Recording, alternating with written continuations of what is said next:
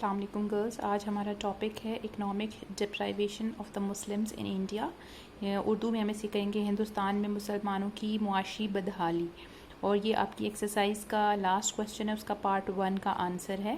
یہ آپ کا لانگ کویشچن بنے گا. بیک گراؤنڈ آپ کو بتاتی چلوں کہ انڈیا میں جو مسلمس اکنامیکلی ڈپرائیوڈ تھے اور ان کو برے حالات کا سامنا کرنا پڑا فائنینشیلی, تو اس کی ریزنز کیا تھیں. وار آف انڈیپینڈنس جب ہوئی تھی تو اس کے ختم ہونے کے بعد سارا الزام جنگ کا جو تھا وہ مسلمانوں کے اوپر ڈال دیا گیا. اور ہندوز جو ہیں انہوں نے کیا لاجک تھی برٹش کو کہ مسلمس ہم تو پہلے بھی جو ہیں وہ عوام تھے اور اب بھی عوام ہیں, ہمارے اسٹیٹس میں تو کوئی فرق نہیں پڑا, لیکن مسلمس جو ہے وہ پہلے ماسٹرز تھے اور اب وہ ان کا اسٹیٹس جو ہے وہ عوام میں تبدیل ہو چکا ہے. تو سارا جو ہے تکلیف مسلمانوں کو ہی تھی کہ ان کا اسٹیٹس کیوں چینج ہو رہا ہے. انہوں نے اپنی حکومت کو واپس لینے کی کوشش کی برٹش کے ہاتھوں سے, اور یہ جنگ جو ہے انہی کی شروع کی ہوئی تھی. تو یہ لاجک جو ہے برٹش نے ایکسیپٹ کی اور جو ہے مسلمانوں سے بدلہ لینے کا فیصلہ کر لیا. وہ ان کو اتنا کرش کرنا چاہتے تھے کہ دوبارہ وہ کبھی بھی سر اٹھانے کے قابل نہ ہو سکے, اور ان کو پوری طرح سے کچل دینا چاہتے تھے. تو پاکستان بننے کا مقصد, ایک بہت بڑا مقصد یہ بھی تھا کہ اکنامک ایمانسپیشن آف دا مسلمس, کہ مسلمان جو ہیں وہ معاشی آزادی چاہتے تھے. وہ ایک ایسی اسٹیٹ چاہتے تھے جہاں پر ان کو اکنامک جسٹس مل سکے.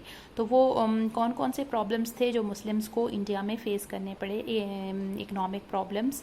Number 1, the doors of the government jobs were closed on Muslims. جتنی بھی سرکاری ملازمتیں تھیں وہ مسلمانوں کے لیے کلوز کر دی گئیں. مسلمان جو ہیں اس میں ان ملازمتوں کو حاصل نہیں کر سکتے تھے. ایون آرمی بھی جو ہے, آرمی میں بھی مسلمان جو ہیں وہ شامل نہیں ہو سکتے تھے. اور جو ہے ان کو پیٹی جابس آفر کی گئیں. اور پیٹی جابس کا مطلب کیا ہوتا ہے, معمولی قسم کی ملازمتیں آفر کی گئیں. اور وہ کس قسم کی ملازمتیں ہوتی تھیں, جیسے آفس میں انک پاٹ فلرز ہوتے تھے یا پی این یا سویپرز. تو اس طرح کی معمولی قسم کی جو ملازمتیں ہیں وہ مسلمانوں کو ان کی پیشکش کی جاتی تھی. پھر مسلمان جو ہیں وہ بڑی بڑی زمینوں کے مالک تھے اور جاگیردار تھے, زمیندار تھے. لیکن یہ ہے کہ جب برٹش کا قبضہ ہوا سب کانٹیننٹ کے اوپر, تو انہوں نے مسلمانوں کو, کیونکہ جو ایک لینڈ اونر ہوتا ہے اس کا انفلوئنس ہوتا ہے اپنے لوگوں کے اوپر, تو مسلم لینڈ اونرز کے انفلوئنس کو ختم کرنے کے لیے برٹش نے ان سے زمینیں چھین لی. یہاں پر ایک ورڈ دیا گیا ہے کنفسکیٹڈ. کنفسکیٹڈ کا مطلب ہوتا ہے چھین لینا, ٹو ٹیک اوے. تو مسلمانوں سے چھین لی گئی. اور پھر ان زمینوں کا کیا کیا گیا, یہ ہندوز کو دے دی گئی. تو ہندوز لینڈ لارڈز بن گئے اور مسلمان ان کے ٹیننٹس بن گئے.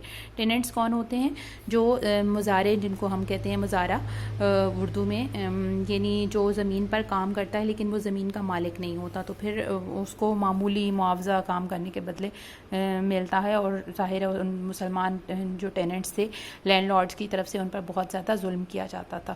پھر یہ ہے کہ بزنس اور ٹریڈ کی جو ایکٹیویٹیز تھیں مسلمس کے لیے بالکل بین کر دی گئی. مسلمانوں کا کاروبار تباہ ہو گیا, ان کے پاس کیپٹل ہی نہیں تھا, یعنی سرمایہ ہی نہیں تھا انویسٹ کرنے کے لیے. اور برٹش نے جو ہندو بزنس مین تھے اور ٹریڈرز تھے ان کو خوب پروموٹ کیا. یعنی بہت زیادہ برٹش جو ہے وہ پریجوڈسڈ تھے, مسلمانوں کے بارے میں بہت زیادہ بائسڈ تھے, ان سے نفرت کرتے تھے, اور ان کی ڈسکریمنیٹری پالیسیز تھیں, یعنی بہت فرق کرتے تھے ہندوز اور مسلمانوں کے درمیان. پھر انگلینڈ میں یورپ میں انڈسٹریل ریولوشن آ گیا. اس کا مطلب یہ ہے کہ وہاں پر مشینیں بننا شروع ہو گئیں اور جو ہے ہر کام مشینوں کی مدد سے ہونے لگا.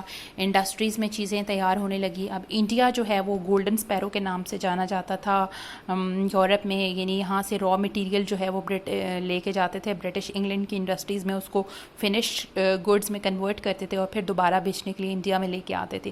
تو انڈیا کی جو لوکل انڈسٹری تھی وہ کاٹیج انڈسٹری تھی, اور کاٹیج انڈسٹری کا مطلب ہوتا ہے کہ ایسی انڈسٹری جہاں پر ہاتھ سے یا سمپل ٹولز کی مدد سے چیزیں بنائی جاتی ہیں. تو وہ جو ان کی ہوم انڈسٹری تھی وہ بالکل تباہ ہو کر رہ گئی, کیونکہ جو انڈسٹریز میں جو انگلینڈ کی انڈسٹریز میں چیزیں تیار ہوتی تھیں وہ زیادہ سستی ہوتی تھیں, تو پھر ظاہر ہے ان کی ڈیمانڈ زیادہ ہوتی تھی.